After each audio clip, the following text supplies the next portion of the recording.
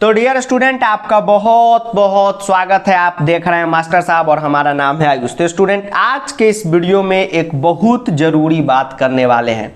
आप लोगों के मन में होगा कि सर क्या है, तो बता देते हैं।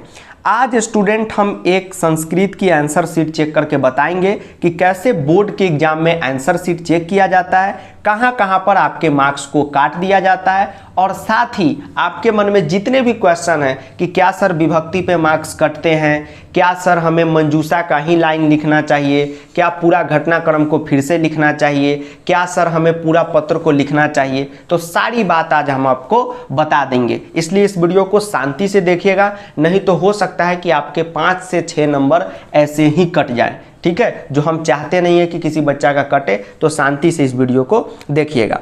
अब स्टूडेंट, इधर जो है स्क्रीन पे आपको क्वेश्चन पेपर दिख रहा होगा और साथ में ये जो है यह है इसका आंसर शीट।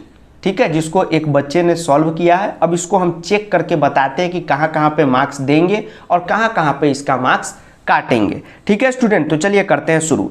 यह जो क्वेश्चन पेपर है ये आपको दिख रहा होगा, ये आपके जो सीबीएसई अंकल जी ने ऑफिशियल सैंपल पेपर दिया है वही वाला है। ठीक है, तो आपको अच्छे ढंग से अगर नहीं दिख रहा हो तो आप मोबाइल में डाउनलोड कर सकते हैं या इसका लिंक हम डिस्क्रिप्शन में दे देंगे। अब देखिए स्टूडेंट, इस बच्चे ने क्या किया है, पहले लिखा है अपठित अबोधनम। इसका मतलब हो गया कि अनसीन पैसेज का जितना भी आंसर है बच्चा यहाँ पे लिख दिया है। अब इसको हम चेक करते हैं। तो एक बात का ध्यान रखिएगा कि आप बोर्ड एग्जाम में सिर्फ ब्लू ब्लैक पेन का ही यूज कीजिएगा, रेड पेन का तो यूज भूल के भी मत कीजिएगा, क्योंकि रेड पेन जो होता है वो टीचर के लिए होता है। तो पहला क्वेश्चन है अपठित अबोधनम। अपठित अबोधनम में पहला क्वेश्चन है एक पदेन उत्तरत। तो एक पदेन उत्तरत का मतलब होता है वन वर्ड आंसर। केवलम प्रश्न द्वयम का मतलब हुआ कि 2 ही क्वेश्चन देना है। आप देख सकते हैं यहाँ पे 3 क्वेश्चन दिया हुआ है, लेकिन आपको इसमें से 2 ही बनाना है और उसके लिए कितना नंबर मिलेगा, 1-1 नंबर दोनों क्वेश्चन का, मतलब 2 नंबर मिलेगा। यहाँ पर भी ये बच्चा 2 ही क्वेश्चन बनाया है। पहला नंबर क्वेश्चन को सॉल्व किया है और दूसरा नंबर को किया है। तो पहला नंबर क्वेश्चन है क्या, पक्षिणः क कम है। तो यहाँ पे देखिए, यहाँ पे बच्चा का आंसर है उल्लूकम। उल्लूकम बिल्कुल सही आंसर है, तो 1 नंबर इसको यहाँ पे मिल जाएगा। लेकिन ध्यान रखिएगा कि कम से क्वेश्चन है, ध्यान से देखिए, कम से क्वेश्चन है तो इसका आंसर उल्लूकम है। अगर बच्चा गलती से अगर आप यहाँ पे उल्लूकस्य लिख के आ जाते हैं तो आपको मार्क्स नहीं दिया जाएगा, आपका मार्क्स कट हो जाएगा। क्यों? क्योंकि आप विभक्ति में गड़बड़ कर दिए। तो आप तो अपने अकॉर्डिंग सही हैं कि सर इसका आंसर उल्लू उल्लू होगा, लेकिन विभक्ति का आपको ख्याल रखना है। जैसे देखिए अगला क्वेश्चन का आंसर इस बच्चे ने लिखा है वायसह। क्वेश्चन है कह पे, तो आंसर भी वायसह है। अगर कोई बच्चा अगर लिख देता है क्या, कोई बच्चा अगर वायसम लिख देता है तो उसका आंसर क्या हो जाएगा, बिल्कुल गलत हो जाएगा। तो अभी तक इस बच्चे का ये दोनों सही है, तो 2 नंबर इसके लिए इसको मिल गया। हो गया पहला क्लियर।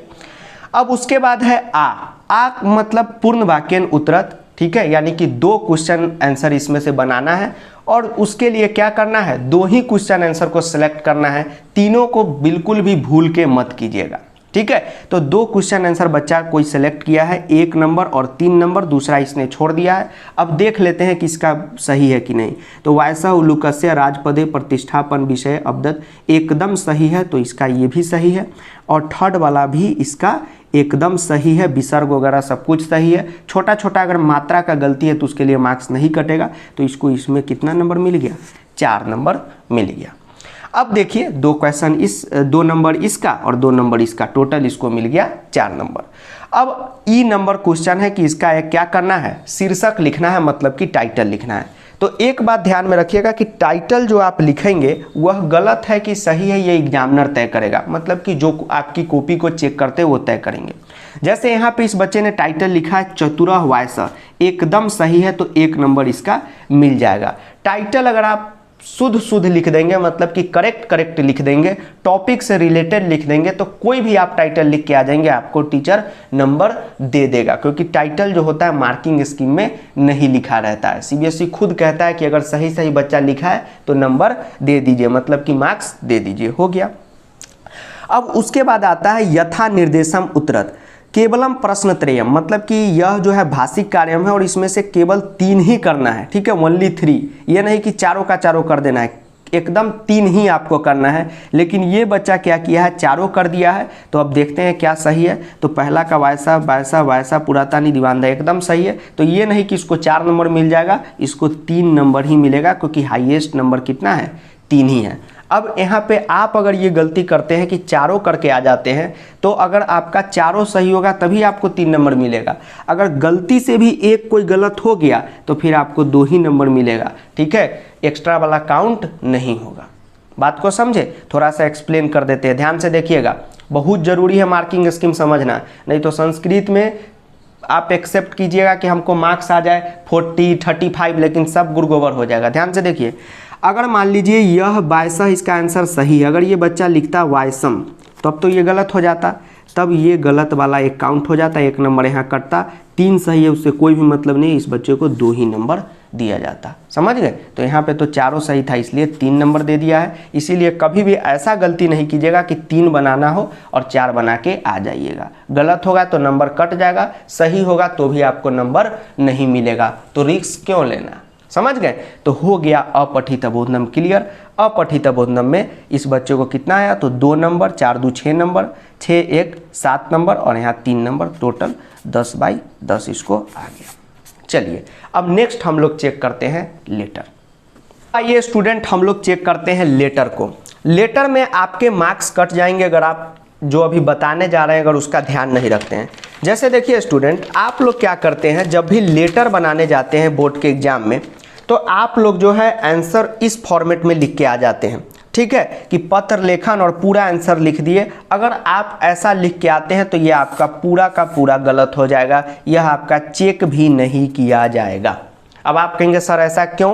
क्योंकि जब आप गाइडलाइन पढ़ेंगे, इंस्ट्रक्शन पढ़ेंगे, तो देखिए यहाँ पे क्या लिखा हुआ है, देखिए क्या लिखा हुआ है, पुनः उत्तर पुस्तिकायाम लिखतु। इसका मतलब हुआ कि आपको इसको दोबारा से पत्र को पूरा आंसर शीट में लिखना है। तो देखिए ये बच्चा पूरा का पूरा पत्र को लिखा है। तो अब टीचर जो होते हैं इसको नहीं पढ़ते हैं, ये सब क्या लिखा है, ठीक है। तो इसका मतलब ये नहीं कि कुछ भी लिख देना है, जो इसमें दिया है उसको लिख देना है, और जहाँ जहाँ पे हमारा आंसर हो उसको क्या करना है, पूरा यहाँ पे अच्छे ढंग से ऐसे करके गाढ़ा रंग से ऐसे ऐसे अंडरलाइन कर देना है। टीचर वही आंसर सिर्फ और सिर्फ पढ़ेंगे और आपको क्या करेंगे, मार्क्स जो है दे देंगे। लेकिन आपका अगर पूरा लेटर नहीं लिखा होगा, ठीक है, इस टाइप से अगर आप लिख के आते हैं बोर्ड में, तो एक भी नंबर आपको नहीं मिलेगा। तो आप बाद में आइएगा कहिएगा सर हमको नंबर नहीं मिला, तो फिर आप समझिएगा। इसीलिए पूरा लेटर लिख दीजिए, स्पेस दे के ऐसे ऐसे कर दीजिए कि मेरा आंसर यहाँ पे है। जैसे इसका स्नेह आशीष एकदम सही है, ये भी सही है, ये भी सही है, ये भी सही है, सेवने में यही सही है, सही है, सही सही सही है, एकदम इसका पूरा सही है। तो इसको कितना नंबर मिल जाएगा, 5 नंबर इसको मिल जाएगा, ठीक है, 5 नंबर इसका यहाँ मिल गया लेटर में। तो लेटर का जो कॉपी है मतलब कि आंसर शीट है, कुछ बच्चे बोलते रहते हैं कि कॉपी मत बोलिए, हमारे बिहार में कॉपी ही बोलते हैं इसलिए बोले, तो आंसर शीट ऐसे ही चेक होता है। ध्यान रखिएगा, अगर आप इस तरह से करके आते हैं तो आपका गलत हो जाएगा। तो पूरा लेटर लिखने की कोशिश आप लोग करें आज से। अब चलिए, अब है चित्रलेखन। देखिए स्टूडेंट, चित्रलेखन का नंबर आपको कैसे दिया जाता है वो आपको बताने जा रहे हैं। आपके मन में एक डाउट रहता है कि सर चित्रलेखन में क्या हमको पूरा का पूरा जो है मंजूषा से ही लिखना होगा। तो ऐसा भी नहीं है कि आपको पूरा का पूरा मंजूषा से ही लिखना है, लेकिन 3 लाइन तो मिनिमम आप मंजूषा से लिखिए ही, नहीं तो आपका जो मार्क्स है वो टीचर काट सकते हैं। इस बात का आप लोग ख्याल रखिएगा, ठीक। जैसे देखिए इस बच्चे ने लिखा है इस चित्र का कि एकः वाहन चालकः बिना शिरस्त्राणम अस्ति, मतलब कि एक वाहन चालक है जो क्या बिना हेलमेट के है। तो देखिए यहाँ पे मंजूषा में लिखा हुआ है कहीं पे शिरस्त्राणम, तो आप कहेंगे कि सर यहाँ पे लिखा हुआ है। तो चलिए एक वर्ड जो एक लाइन जो इसका है ये मंजूषा से बन रहा है, ठीक है। तो आप कहेंगे सर यहाँ पे तो शिरस्त्राणस्य लिखा हुआ है, यहाँ पे तो ये बच्चा शिरस्त्राणम लिख दिया हुआ है। तो क्या होता है कि चित्रलेखन के मंजूषा में आप लोग वचन विभक्ति लिंग में चेंजेज कर सकते हैं, ठीक है, कोई टेंशन नहीं। यहाँ पे शिरस्त्राणस्य है, अगर आपका शिरस्त्राणे से बन रहा है तो उससे भी आप लोग बना सकते हैं। तो यह इसका बिल्कुल सही हो गया। लेकिन अगर धोखा से ये बच्चा यहाँ पे अस्थि के जगह अगर संति लिख देता मान लीजिए, तो फिर इसका मार्क्स कट जाता। क्यों? क्योंकि एक वाहन चालक है तो यहाँ पे क्या यूज होना चाहिए? अस्थि का यूज होना चाहिए। 2 रहता तो सतह का यूज होता, और बहुत सारे रहता या 3 रहता तो संति का यूज होता। ये बच्चा सही जा रहा है।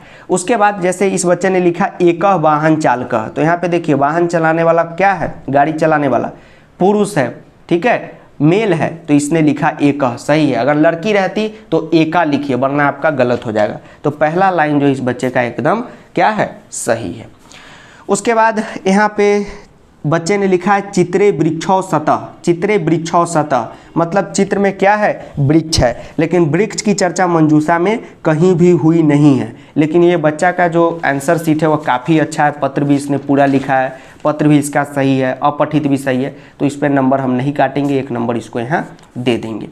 उसके बाद बच्चा लिखा आरक्षक दंड शुल्क रूपेण शुल्क प्राप्तिम पत्रम ददाती, मतलब कि जो पुलिस वाले हैं वो क्या कर रहे हैं? चालान की रसीद दे रहे हैं। देखिए यहाँ पे लिखा हुआ है शुल्क प्राप्ति पत्रम, तो ये एकदम लाइन पे और शुद्ध शुद्ध लिखा है, 1 नंबर इसको यहाँ भी मिल जाएगा। चित्रम एकम व्यस्तम मार्ग दृश्यते, मतलब चित्र में एक व्यस्त मार्ग दिख रहा है, ठीक है। देखिए यहाँ पे व्यस्त मार्ग कहीं लिखा हुआ है मंजूषा में? नहीं लिखा हुआ है, तो भी इसको मार्क्स दे दिया जाएगा, क्योंकि 2 लाइन आप ज़्यादा से ज़्यादा लिख सकते हैं, लेकिन 3 लाइन मिनिमम मंजूषा पे लिखिए ही लिखिए। अतः सर्वे जना यातायातस्य नियमान पालनीय, ठीक है। देखिए मंजूषा में लिखा हुआ है यातायात नियम पालन के बारे में, ध्यान से देखिए लिखा हुआ है कि नियम का पालन करना चाहिए, तो एकदम यहाँ पर भी इसको मार्क्स मिल जाएगा। तो ऐसा नहीं करना है कि पूरा का पूरा मंजूषा से बाहर ही लिख दीजिएगा, मिनिमम 3 तो मंजूषा में से लिखिए ही, तब आपको नंबर यहाँ पे दिया जाएगा। तो 5 मार्क्स इसको यहाँ पे मिल जाएगा। हो गया, चित्र में इतना ही हम लोग को करना है।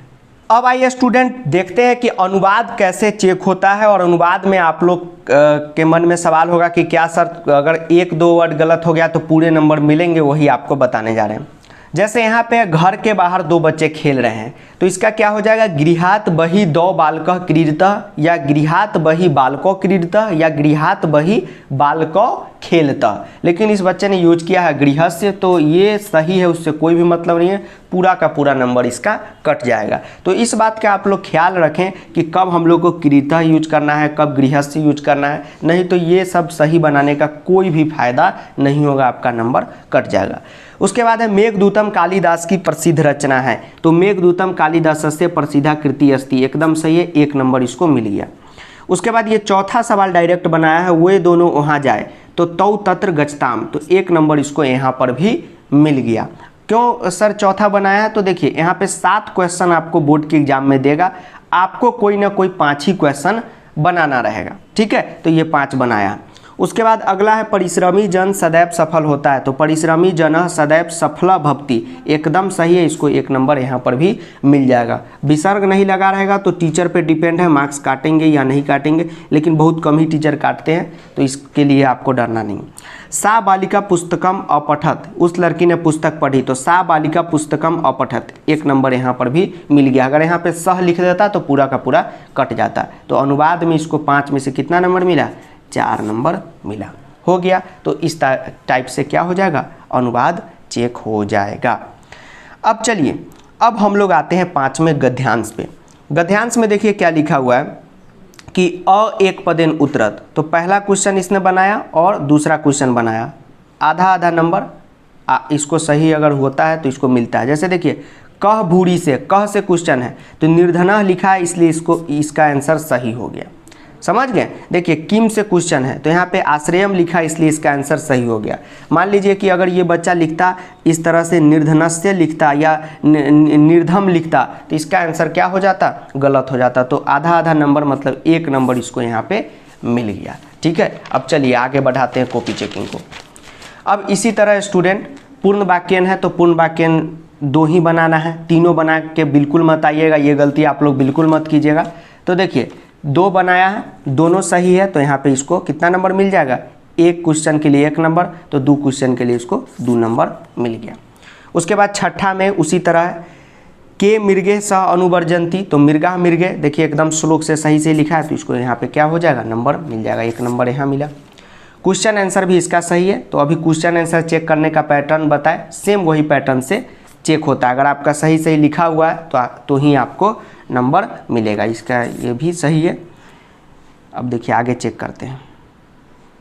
बसंत समय काका, ये भी इसका क्या है, सही है।